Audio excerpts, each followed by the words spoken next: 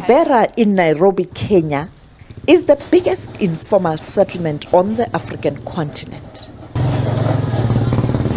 Ivan Musat is one of its hundreds of thousands of residents.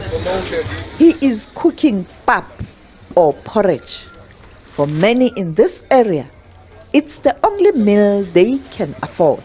We are facing problem to lack our customers, and maize flour is very expensive.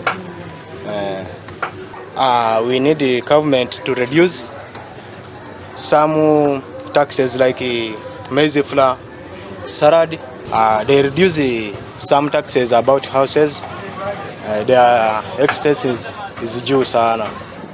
Lending a helping hand. For people here in Kibera, life is tough. Many told us that they would like to see a situation where government will provide houses for them. Not far from him, another resident is selling vegetables. She too tells her story. Taxes are high and business is very low. There is no money. You can work the whole day and not get a customer. Before, there were customers who would buy and we would be able to sustain ourselves. The government should bring our taxes down so that we can sustain ourselves. Our standard of living has dropped because things are expensive.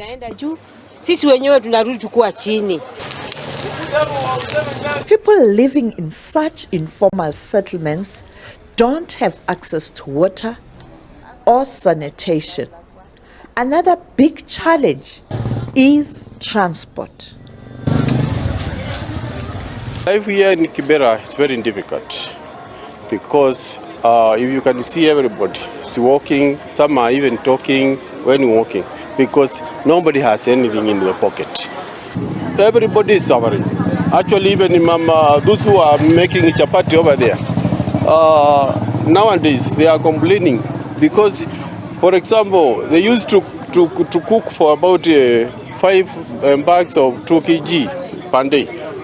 Nowadays it's 2. Why?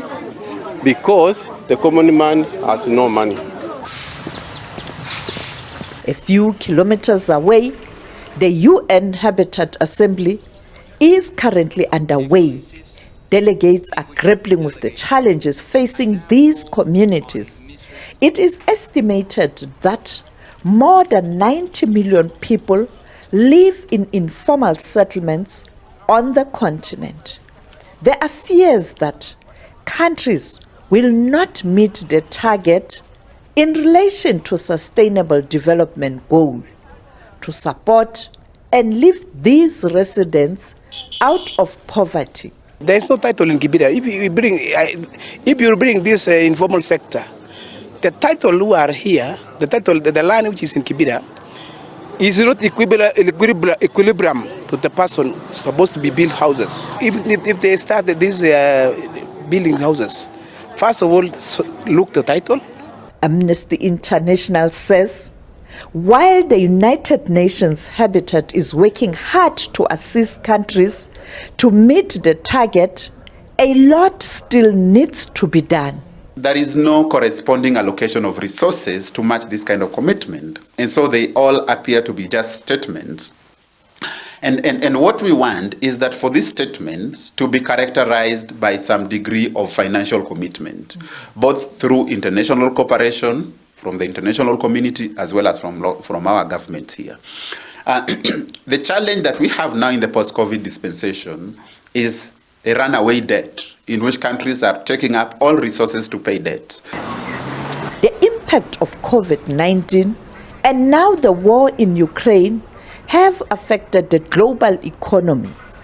This has led to a higher cost of living. We have multiple crises happening at the same time. So on one hand, we have the war in Ukraine, we have climate change, and we have COVID-19, disrupting food supplies, and restraining government resources at the same time.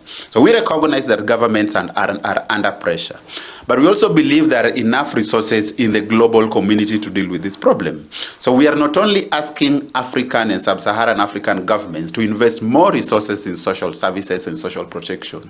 We are also saying that as a matter of international human rights law, the international community and donors and countries with capacity have a legal obligation to help poor countries deal with this situation.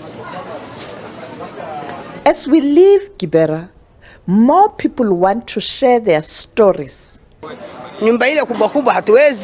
We can't afford big houses because rent is expensive.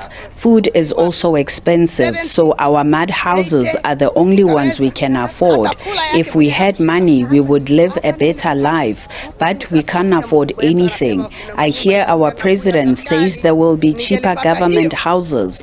If I could get it, I would be happy. Sophie Mukwena, SABC News, Kibera, Nairobi, Kenya.